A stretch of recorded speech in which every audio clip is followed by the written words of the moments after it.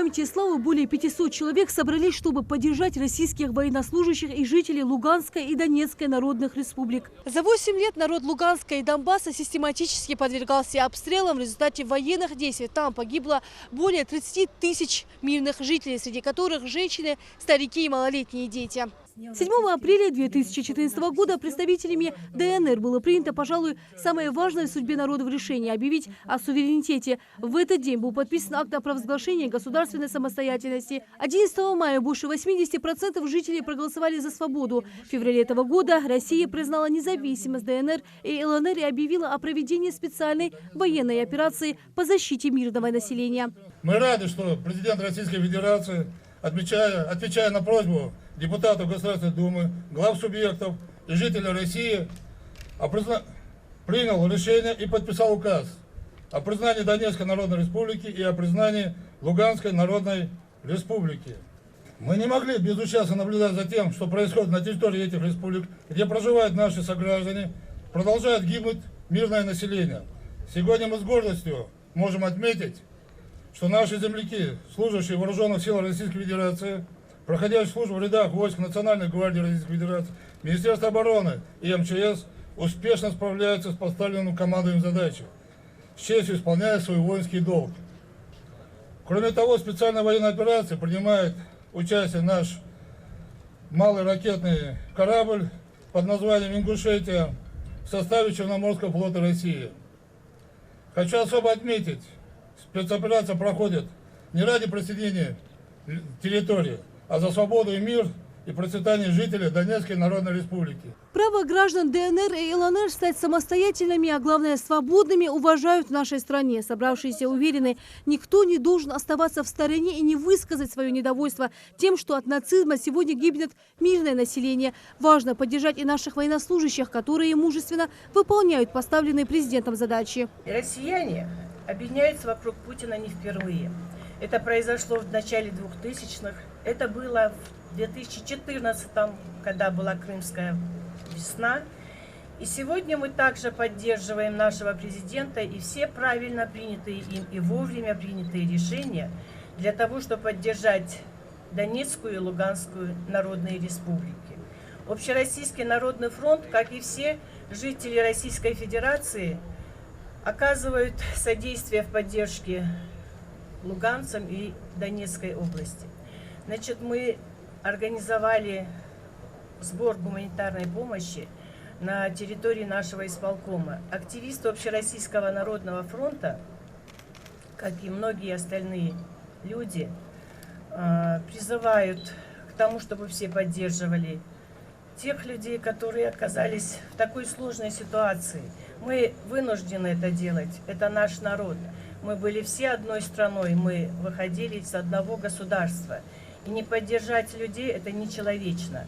Уважаемые участники, дорогие ветераны, многомиллионный Российский союз ветеранов заявляет категорическую и полную поддержку действиям руководства Российской Федерации в связи с объективной обстановкой, сложившейся вокруг Донецкой и Луганской народных республик. Ветераны всецело одобряют решительные шаги по признанию суверенитета республик и заключению договоров о дружбе и сотрудничестве республик с Россией, позволяющие на законном основании защитить исторически родные России народы. Наша организация объединяет более 40 тысяч ветеранов, проживающих на территории республики. Мы сегодня заявляем, мы готовы с богатейшим боевым опытом стать наряду с вооруженными силами Российской Федерации и в качестве добровольцев защитить интересы и границы Российской Федерации. Собравшиеся здесь почтили память погибших российских военнослужащих, в числе которых наши земляки, минутой молчания. Огромную роль в специальной военной операции сегодня играет российский военно-морской флот, который выполняет сразу несколько важных стратегических задач. Корабль под названием «Ингушетия» приняли участие в уничтожении важных объектов ВСУ и националистов практически по всей территории Украины, продемонстрировав подавляющее оперативное и техническое превосходство, что позволило полностью контролировать обстановку в акватории Черного моря. Удары наносились крылатыми ракетами «Калибр» по складам вооружения и боеприпасов, пунктам боевого управления и узлам связи, радиолокационным станциям освещения воздушной обстановки. Сегодня наши военнослужащие показывают образцы мужества и героизма, соразмерной своей исторической значимости с подвигами наших дедов, освобождавших Украину. Мероприятие, посвященное 8-летию провозглашения Донецкой Народной Республики в поддержку военнослужащих малого ракетного корабля «Ингушетия», собрались все неравнодушные. Каждый поддерживает решение президента России Владимира Путина и считает, что проведение специальной военной операции было просто необходимым. Самое главное, что вот если посмотреть, оглянуться, сколько сегодня пришло на митинг людей неравнодушных, людей, которые выражают свою солидарность, жителям Донецкой, Луганской республик, жители, которые на протяжении 8 лет испытывали трудности, фактически жили в условиях войны. И сегодня мы поддерживаем решение президента нашего Путина Владимира Владимировича о проведении специальной операции. К сожалению, гибнут люди, но без боевых потерь это невозможно. И наши ребята, ингуши, тоже служат там.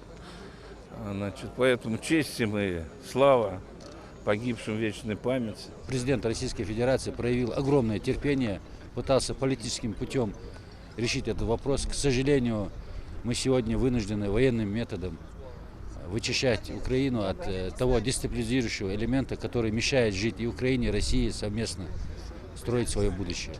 То, что делает наш главнокомандующий Владимир Владимирович Путин, мы полностью поддерживаем. Я думаю, и наши ветераны, конечно, мы поддерживаем. Мы поддерживаем всех наших солдат, офицеров, которые сегодня там стоят на страже и выполняют специальную миссию нашего государства.